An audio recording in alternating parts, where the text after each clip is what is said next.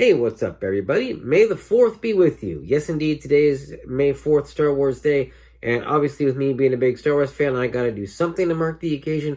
I'm not going big or anything like that. I just thought it'd be kind of cool to show you guys a few of the neat things in my Star Wars collection and tell you the stories behind them.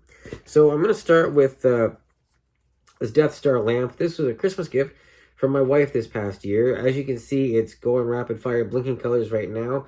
You can also, there's a little button on the front where you can stop it and have it set to, well, it didn't work. There we go. So you can set it to a solid color. There's a bunch of different options for that. Thing runs on batteries, takes 3 AA's, or you can plug it into a wall with a cell phone charger. Again, not fancy, just kind of one of those neat little things. Looks great on a desk or a shelf, or pretty much wherever you might like to put it for the most part. And I just like having it around. So that's what I got on that. All right, up next we got classic Star Wars magazines. These are really old, like from late 70s, really old. Most concerned the original movie, and I gotta show you the back of this one because it's really neat. Check that out. I don't know why, I just think that's really solid. Anyway, I had a friend that was getting rid of some Star Wars stuff, decided to pass it on to me. Not a whole lot there. When I came across these magazines, I was quite excited because, as you can see, they are the original deal from way back during the time of the original trilogy, and just some nice little pieces of Star Wars history to have. Moving along, this is my Darth Maul action figure. This is from episode 1. It's one of the original action figure runs from that movie. And that movie, of course, came out in 1999, which means that this bad boy is almost 25 years old by now. This guy is not too hard to get a hold of. You can find him out there. I don't have him because he's excessively valuable, but this is something that I bought at the first Comic-Con that I ever went to. And the thing about that is, believe it or not, I almost died 6 days before I got my hands on this. So what happened was my wife and I were going home to Canada, where I'm from, and just prior to the trip, I started experiencing some very intense abdominal pain. We were stopping in Indiana because it's a 2-day drive, and Indiana was our halfway point. So we went to the hospital in Indiana, and they diagnosed me with appendicitis, and I had to undergo emergency surgery. The surgery went fine. I recovered. I'm here. But the doctor told my wife after the surgery that my appendix was really bad, and that if it had burst before I managed to get the surgery, then I wouldn't be here recording this video right now. So very fortuitous.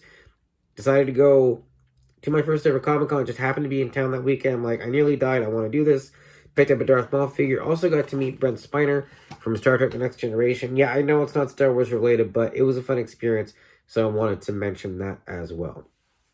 Next up, we have my Lego Star Wars Darth Vader helmet set. This, of course, is not excessively valuable or rare.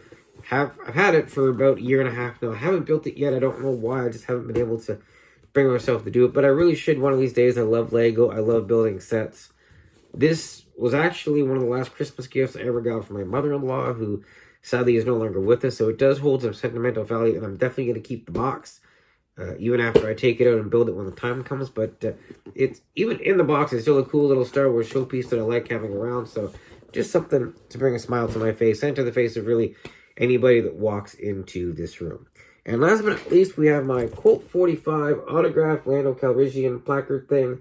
I picked this up at a Comic-Con a couple of years ago, and I actually got the autograph for free. How, you might ask? Well, the organizers of the Comic-Con were running a promotion, or rather running a drawing where you could just enter and they would pick somebody randomly, and the prize was you would get a free autograph. Well, I happened to win, and I decided, of course, to get an autograph from Lando Calrissian. The Colt 45 thing, Billy D. Williams did promotions for Colt 45, like he did real ads for them. So this is basically just riffing on that. It's Lando Calrissian, of course, with Princess Leia. And I just thought that was a lot of fun, and to get an autograph was really cool. So that's definitely one of the pride and joys of my Star Wars collection. I would also be remiss if I didn't mention that it was announced today that Carrie Fisher will be getting a star on the Hollywood Walk of Fame. She will be joining Star Wars OGs Mark Hamill and Harrison Ford, who already have their own stars. Definitely a long time coming, but I'm very happy for Carrie. I cannot think of a more deserving person, and I'm very, very excited that she's finally getting some recognition and a permanent spot on that Walk of Fame. So congratulations, Carrie, wherever you are. We love you, we miss you, and happy Star Wars Day to all who celebrate. I will be back with more things real soon.